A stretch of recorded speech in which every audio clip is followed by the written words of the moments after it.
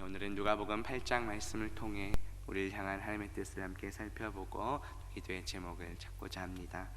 본문 1절 보시면 그 후에 예수께서 각 성과 마을에 두루 다니시며 하나님의 나라를 선포하시며 그 복음을 전하실세 12 제자가 함께 하였다라고 말씀합니다. 그 후에는 언제를 가리킵니까? 예수님의 두 번째 갈릴리 순회 전도 여행을 가리킵니다. 예수님께서는 이 땅에 오셔서 전도를 하실 때 계속적으로 여러 마을과 또 도시를 다니시면서 하나님의 나라를 선포하셨습니다. 이렇게 돌아다니시면서 하는 순회 전도 여행 방식을 하십니다. 첫 번째 갈릴리 순회 전도 여행 때는 어느 곳을 가셨습니까? 먼저 누가복음 4장 14절과 16절에 보면 예수께서 성령의 능력으로 갈릴리에 돌아가시니 그 소문이 사방에 퍼졌고 예수께서 그 자라나신 곳 나사렛에 이르셨다라고 말씀합니다. 갈릴리 나사렛 동네에서 전도를 하셨습니다. 또 누가복음 4장 31절에 보면 갈릴리의 가버나움 동네에 내려오사 안식일에 가르치셨다 하고 말합니다. 갈릴리의 가버나움이라는 동네에서도 전도를 하십니다. 또 누가복음 7장 11절에 보면 그 후에 예수께서 나인이란 성으로 가실새 제자와 많은 무리가 동행했다라고 말합니다. 나인 성에서도 전도를 하셨습니다. 그리고 이제 누가복음 8장에 와서 예수님께서는 각 성과 마을에 두루 다니시면서 전도를 하십니다. 우리 읽진 않았지만 우리 본문 8장 22절과 26절에 보시면 하루는 제자들과 함께 배에 오르사 그들에게 이르시되 호수 저편으로 건너가자 하시매 이에 떠나 그들이 갈릴리 맞은편 거라사인의 땅에 이르렀다라고 말합니다. 8장 후반부에서는 이제 회당장 야이로의 집으로도 가시고 또 가는 도중에 12해를 혈루증으로 앓았던 여인도 고쳐주십니다. 이 모든 것은 무엇을 보여줍니까? 한 곳에 머물거나 정착하지 않고 끊임없이 한 영혼을 찾아다니시면서 천국 복음을 전하시는 그 예수님의 열정을 우리에게 보여줍니다. 예수님께서는 이 땅에 오셔서 가능한 많은 지역 또 많은 사람들에게 하나님 나라의 그 복음을 전하기 위하여 이렇게 다니셨던 것입니다. 예수님께서는 하나님 아버지의 뜻에 따라 자기에게 주어진 이 사역을 이처럼 열심히 순종하셨습니다. 예수님께서는 각 성과 마을에 두루 다니셨습니다. 여기서의 성은 도시로도 번역이 되는데 어느 정도 규모가 있는 지역을 가리킵니다. 반면 마을은 규모가 상대적으로 작은 동네를 가리킵니다. 종합해 보면 예수님께서는 지역이나 또 규모와는 상관없이 어느 곳에서나 전도하셨음을 볼 수 있습니다. 또 두루 다니셨다라는 것은 방문이 가능한 모든 지역을 다 다니셨다는 것입니다. 이것은 예수님께서 이 땅에 오셔서 또 이 땅에 계시는 동안 시간과 장소를 불문하고 말씀 선포의 사역을 감당하셨음을 우리에게 보여줍니다. 예수님께서 이렇게 두루 다니시면서 선포하신 것은 무엇입니까? 바로 하나님의 나라입니다. 마가복음 1장 15절에 보면 예수님께서는 이르시되 때가 찼고 하나님의 나라가 가까이 왔으니 회개하고 복음을 믿으라고 말씀하셨습니다.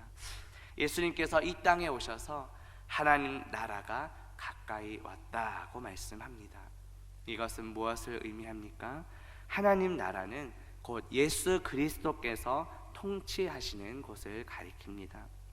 예수 그리스도께서 이 땅에 오심으로 하나님 나라가 시작되었습니다. 그리고 예수 그리스도께서 다시 오실 때 하나님 나라는 궁극적으로 완성될 것입니다.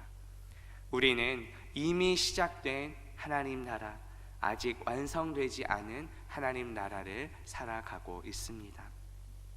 예수님께서 하나님 나라를 선포하시며 그 복음을 전하실 때 12 제자가 함께 했다고 기록합니다. 그렇다면 오늘날 예수 그리스도의 제자 된 우리는 두루 다녀야 할 곳이 어디입니까? 주님 다시 오시는 그날까지 우리는 하나님 나라 확장을 위해 복음을 전파해야 합니다.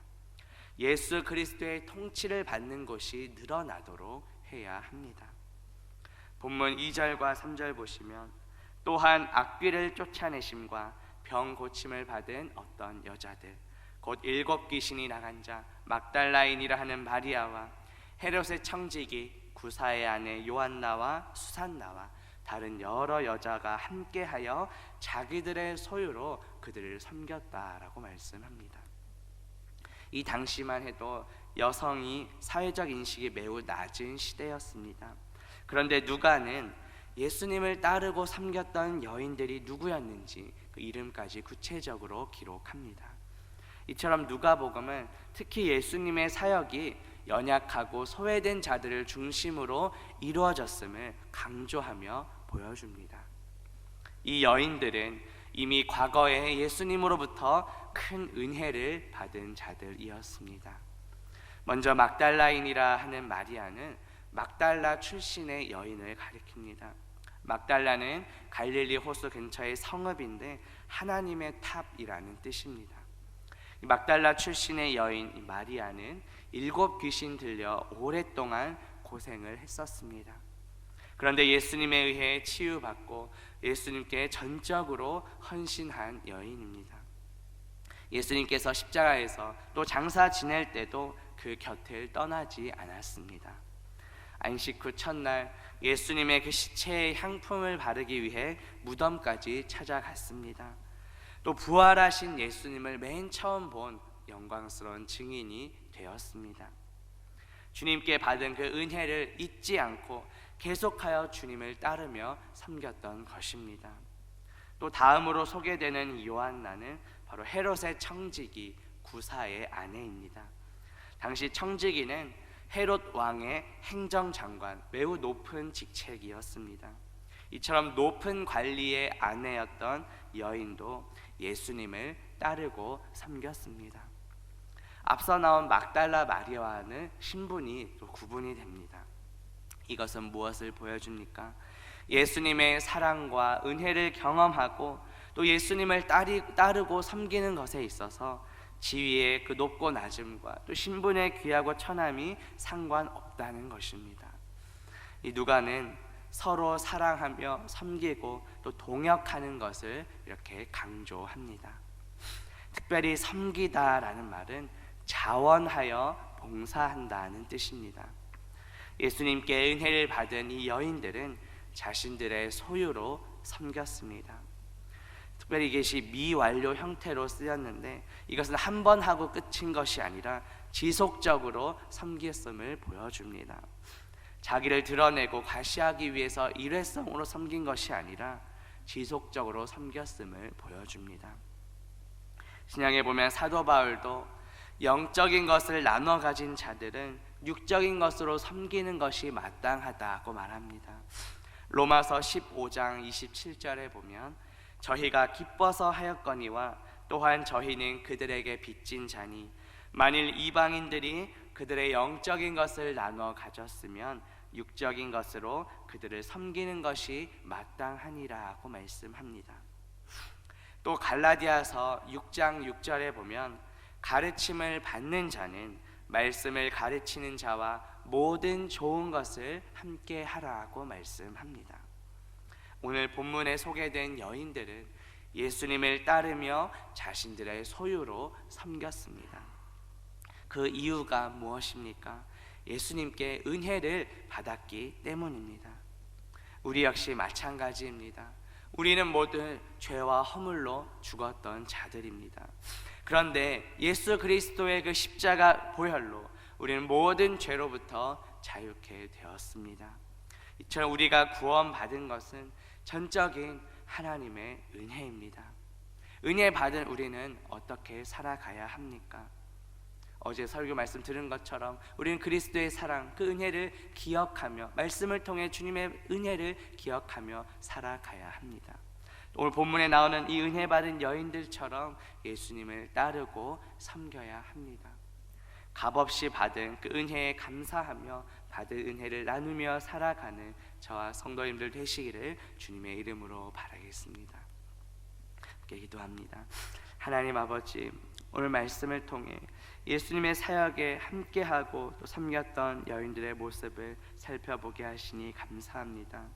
여인들은 주님께 받은 은혜에 감사하며 예수님을 따르고 섬겼습니다. 우리 역시 아무런 자격 없지만 전적인 하나님의 은혜로 구원받았음을 믿고 감사드립니다. 받은 은혜에 감사하며 복음 전파에 힘쓰고 또 값없이 받은 그 은혜를 나누며 살아가는 우리 모두가 되게 하옵소서. 예수 그리스도의 이름으로 기도합니다. 아멘.